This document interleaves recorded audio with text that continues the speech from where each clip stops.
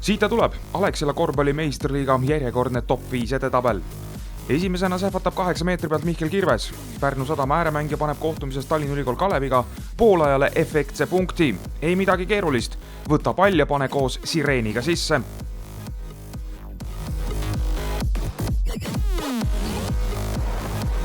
Kohal number 4, Tartu Ülikooli meeskonna kaitselõvi Mandel Thomas. Rakvere Tarva mängujuht Siim-Markus Post vetab küll osavalt ära Kent-Kaarel Vene, ent Thomas annab õigeaegselt abi ning paneb käe puhtalt viskele peale.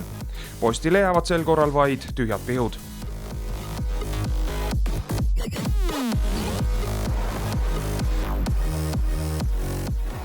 Kerget jalga ja kõrget lendu demonstreerib sarnaselt Thomasele ka edetabeli 3. mees.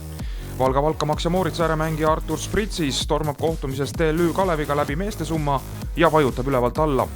Maandumine oli pisut konarlik, aga stiilipunkte selle eest maha ei võeta.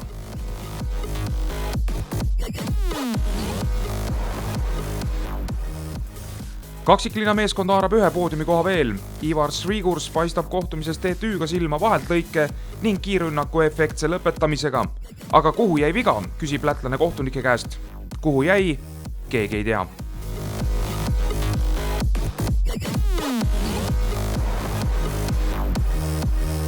Ja seekordse paremusjärjestuse tipus edetabeli alaline külaline Janar Jõesaar. Tartu Ülikooli lennumasinale assisteerib Mandel Thomas ning ilukorv üle Rakvere Tarva mängijate peade on tõsiasi. Nautigem Jõesaare sooritust veel kord, tuleval nädalal juba uued jutud.